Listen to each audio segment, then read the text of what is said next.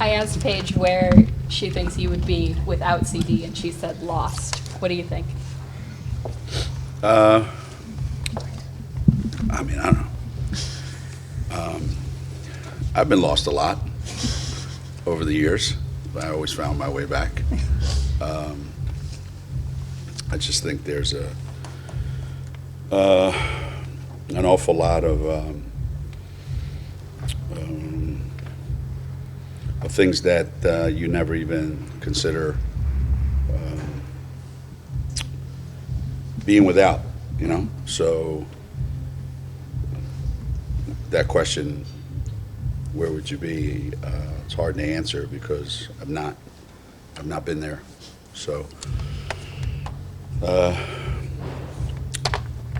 you know, but maybe the bigger question is, where would she be without me? Why did you offer her the job? Nobody else wanted it. Everybody else turned me down. Offered her the job because I thought she was the best person for the job. I heard her comment recently that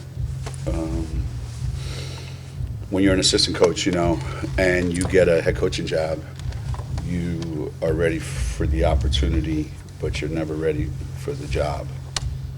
And that may be the case in everything in life, you know. You have this great opportunity and you've worked really, really hard to put yourself in that situation, but you're not quite really, you know, you're not quite sure whether you're really ready for the actual job itself until you're in the job. And I just knew that going in, I needed to have someone that was able to, I think, accentuate whatever positives I had, and at the same time be able to mask a lot of the things that I knew that would be coming along that I didn't really probably have the skill set for, and whatever came along that I didn't even know was going to come along. So I just thought she was the best person to fill all those roles, and I was lucky that, you know, she accepted. Has she ever reminded you she has one more national championship than you? Yeah, but she had very little to do with that national championship. I had a lot to do with ours. It's always been viewed as like a good cop, bad cop relationship with the two of you. Like you're the hard ass and she's not. And it's actually just the opposite, Really? to be honest with you. You know, she's wanted to maintain that narrative, and it's not really true, because if you were to ask our former players and our present day players, who, like, yeah, when we're on the court, yes, that's different. You know, when we're on the court, it's much different. But when those 2 hours are gone and the other 22 hours, they won't admit it, but the players would much rather hang out with me than they would with CD, because she's just always on them about things that they need her to be on them about. And you know, with me, it's I just keep it to the basketball part. You know, I have fun with them off the court. Coach, can you talk a little bit about what your wife has meant to you during this long journey? There's lots of family. What role has your wife played in helping you achieve this? I think of all the anybody that's had any success, especially over a long period of time, there's always someone that is in the background a lot of times that is tending to all the things that you need to be able to do your job really, really well. And I actually believe that I think Kathy's been able to handle way more things than I had to handle. You know, I just come here, coach basketball, but once you start, you know, once you start a family and you throw in all the travel and all the things that go into it, it's not possible, I think, to be able to do this job. And the best part about it is I got into the job after we met and after we were married, so that she always knew up front this is what the job entails. So I don't care what business you're in or what job you're in, you know, you're going to be very fortunate if you have somebody like that, and I've been exceptionally lucky. You know, I've had the good fortune of you know, of having a partner that understands and believes in what I'm doing, and has taken on a huge role of being everything that, not just that I need her to be, but what the players need her to be. I think that's been probably overlooked a lot, is how much time she's invested in every single player that's come through here. Was there ever a time when you seriously worried that she might leave? Did you ever have to, My wife, to convince her or- to stay? No, no, it's me. I mean, Kathy too, if you have stories. Yeah, I wouldn't blame either of them, you know, if you ask me. Well, I think there were opportunities that came along that I thought were pretty good opportunities that turn out to be not. But you have to investigate those. You have to go look and find out for yourself. I think anybody that is in her situation that doesn't look for those opportunities, I think is going to be always frustrated of should I have. So I'm glad that, you know, she was able to go and explore and never found the right situation that was better than the situation that she had here. But there were a couple that I knew she was very, very, very excited about, and it just didn't play out that way. And so sometimes people end up right where they should be, and there's nothing wrong with that. Geno, did you have a plan at the beginning, 40 years ago, for success or to make this a career position? Did you say, we got to do this the next number of years and then I can stay? Or No. I think I've said before, my plan only went as far as, you know, one recruiting cycle. You know, let's get a group of players in here, 4 straight years of pretty good recruiting, and let's see where that takes us.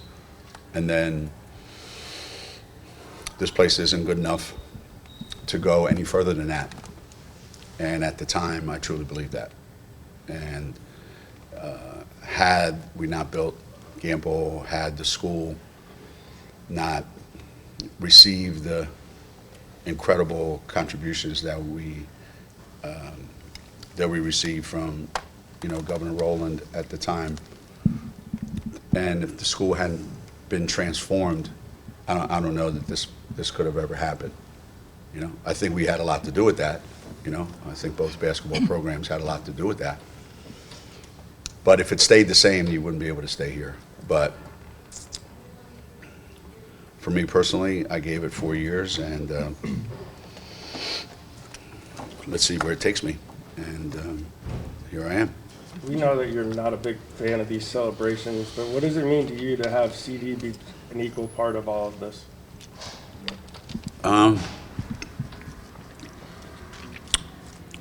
What's it mean to me to have her be an equal part of this? Well, I mean, it does say head coach next to my name, and it does say associate head coach next to her name. So,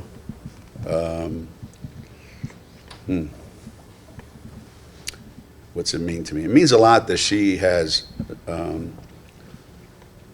never wanted to change those designations, even though in reality she thinks it's true. The whole lure of getting her to come here was that it was going to be a shared endeavor. that it wasn't going to be, you come work for me and, you know, you're going to help me do this. It was always a shared, shared experience. I was looking back at an old interview I had with Kathy, and she said when you came here on your interview, they didn't even show you the gym. Is that true, or was she just Yeah, no, exaggerating? True, true. I never saw anything. I never saw the field house. I never went inside of it, except to go upstairs and go to where the offices were. I never saw where they played or where they locker rooms or anything that would have to do with basketball. Nothing. Not a single thing. And even if they had, it wasn't going to be a deal breaker for me, you know. I knew what I was getting myself into at the time. I mean, don't get me wrong, it was worse than I thought when I got here, but I kind of knew what I was getting myself into. And I always think there's a reason why people don't show you things. You know, they're not very proud of them, and they had a right to be not so proud of them. I was just so anxious for the opportunity. But there was a time in late August, I'll never forget, Kathy and I went for a walk, and we were living down near the Eastbrook Mall down there. And I remember we went for a walk, and we went outside, and we looked around. And now think about this, it's 40 years ago, right? It's not exactly Manhattan, right? New York or Kansas, right? And I just took a deep breath and I looked at her and I said, "What are we doing here? Like, why are we here?" And this was August. We hadn't even started yet, but the reality hit both of us. Like, we just left Charlottesville, Virginia, the University of Virginia, one of probably the top 10 places in college athletics to want to be at and live at, and we're here. And good thing I didn't, dwell on that, because it was that's when it dawned on me, this is going to be very daunting. This is going to be really, really hard, and there's not a whole lot of people that are going to be stepping up to help you. Did you come just because it was an opportunity to head that's coach it. at That's it. 31? Yeah. So I'd already missed out on 2 other opportunities. So this was the third one that I pursued. And if you keep going and you keep coming up short, that's not a good sign, right?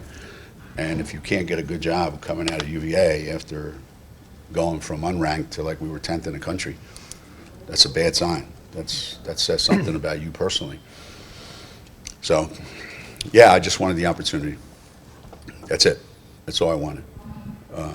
Little known fact, I almost took a job as an assistant coach at the University of New Mexico before I went to UVA. A friend of mine got the head coaching job out there. So, hey, life has a way of fooling you sometimes. Do you remember how you pitched yourself in your interview when you came here? I do. I did get some great advice when I came up here. Someone told me that on the committee there was going to be somebody that really wanted you to get the job, and you need to find out who that is right away. And there's going to be someone who doesn't want you to get the job, and you need to find that out right away. And so I did. It was very quickly, like, a person does not want me to be the coach here. So I basically just tried to be as realistic as possible. Don't build yourself up to be something you're not. Don't make promises you can't keep. The one thing I thought was interesting is they asked me, "What are you going to want if we give you the job? What are you going to want?" And I didn't know what that meant. Like, what do you mean? What do I want? Yeah, like, what are you going to need? And I said, I still don't understand the question. And it turns out that one of the people that interviewed had like a whole list of demands. And I said, I just need you to give me the job, and the rest is on me. And if I'm not any good, then you'll get rid of me and you'll hire a new coach. But you know, I thought to myself, if you had all these things that you're talking about, I mean, the other coach would probably still be here because you'd be successful. So I didn't ask for anything.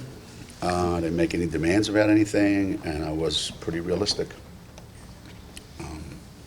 And then even when I got the job, there wasn't like, I don't like our locker room, I don't like our benches, our park bench, or bus benches that we had over there, whatever they were called, you know. No, nothing. Just give me the opportunity, and I'll do the best that I can.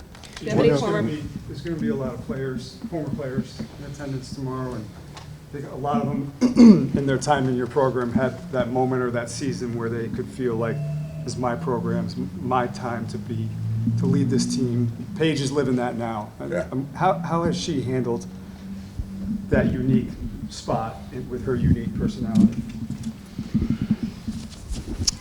It's so different in this world, you know. I don't think any of my other players woke up one morning and saw, 5 months from now I'm going to be the #1 pick in the draft. And now I got to prove it this whole year. So there's a lot of circumstances in her life that are way different than everybody else's. And I think she's managed to block everything out except what's important, you know, even though there's so many other things that the other kids didn't have to deal with. And I think she's handled it amazingly well.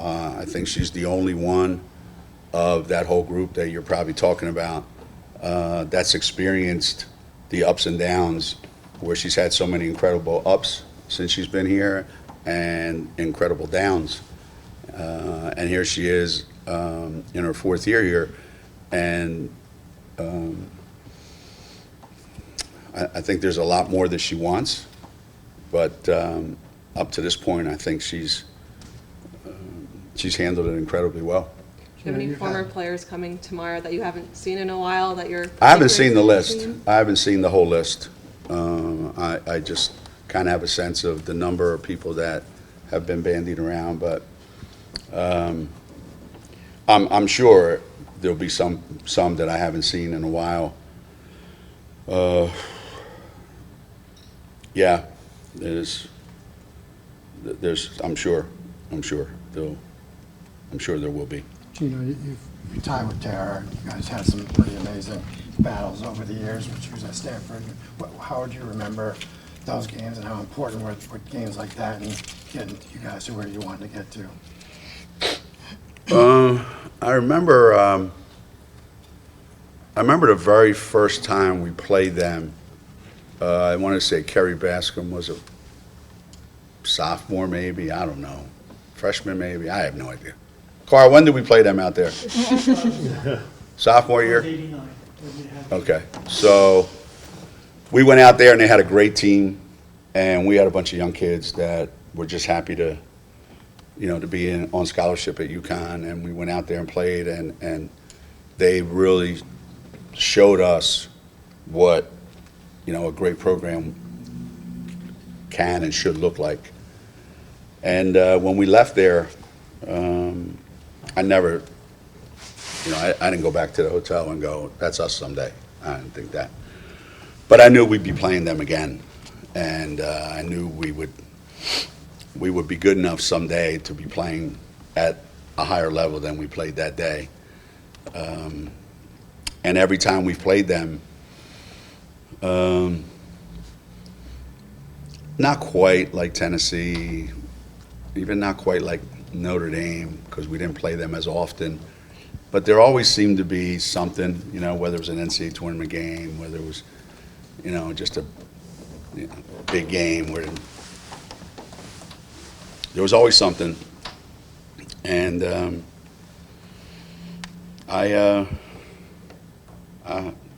tremendous respect, you know, I mean, back when she was at Ohio State, you know, just a lot of great stuff that we experienced together. And again, totally surprised that she's not coaching anymore. That was a big surprise to me. Would you expect a congratulations from Moffitt? Actually, I already got one. Oh, good. Shockingly so. Very, very gracious, actually, and, yeah. Yep. Has anyone, go ahead. Have the difficulties of the last few seasons with the injuries and what, stuff that you're experiencing personally, has that given you a different perspective on this moment that you're going to have tomorrow and just the legacy of everything? Yeah, it's just hard to describe because it was like with all the things that were happening. I can't tell you how many times during these last 3 or 4 years the urge, wake up in the morning and just go, I'm not doing this anymore. I'm just not doing this. It's never. It was like a never-ending, drip of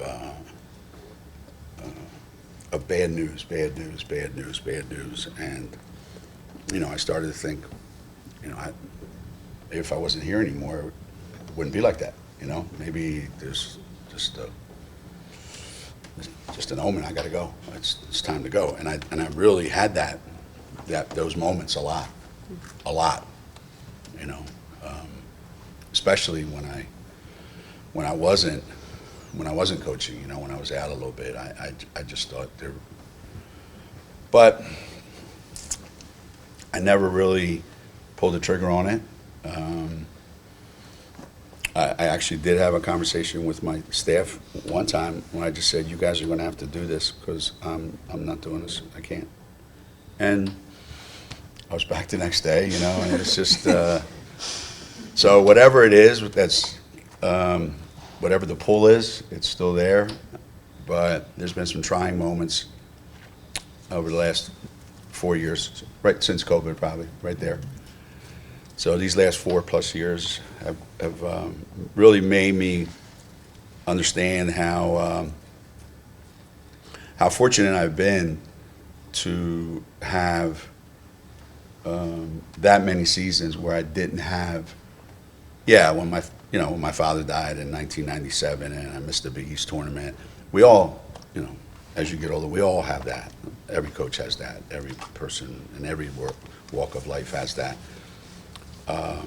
But all in all, how fortunate I've been to be healthy, to be able to attract the kind of people that we needed to attract to come here, to have the support that we have here from the school, from the fan base, that if any one of those things were not present on a regular basis, so I'm here getting ready for a game tomorrow because of all those things. And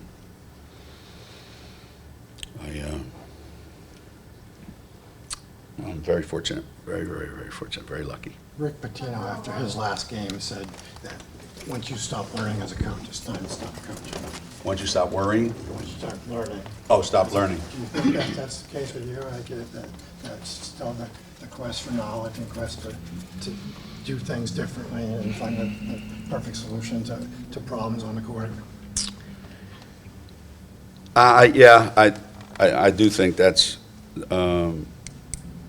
probably the case for all of us in every walk of life, that the minute we give up on finding new and better ways to do what we do, not necessarily reinvent the wheel. I don't think any of us are here to do that, but business as usual. Let's just roll it out there. Hey, what was the plan last year? Let's just put another different year on top of it, and let's do it that way. That doesn't excite anybody. That doesn't motivate anybody. That doesn't stir your juices at all. It's the idea of,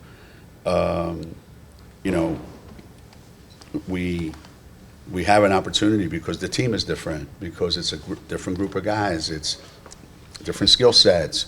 So, hey, how can we get the same results, but do it a little bit different way, you know? It's kind of like no secret, I'm a great wine lover, and I try to study as much as I can about it. But every year, harvest brings you a different set of grapes, you know, and you just can't throw out the same formula you used last year and expect to make great wine again. You got to constantly be studying, constantly be tinkering, constantly be, you know, what can I add? You know, what do I need less of? What do I need more of myself, of my staff, of my team? I think it's that makes you look ahead, and so you constantly have your eye on the changes that you can make, the way you can, you know, bring more to your program. That is probably the thing that keeps you from looking back.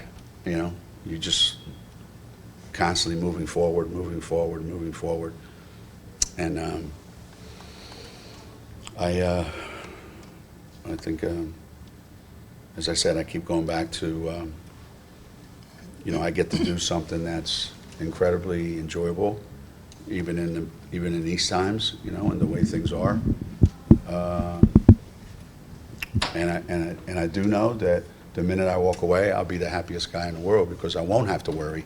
I won't have to figure out a new way to do anything. I can just turn my brain off as far as basketball is concerned. But in the meantime, as long as I'm here and I walk in this building and I see the players here and I see the people that work, you know, in my little world, and how we all kind of motivate each other, it's, you know, there's no other place I would want to be. Thank you.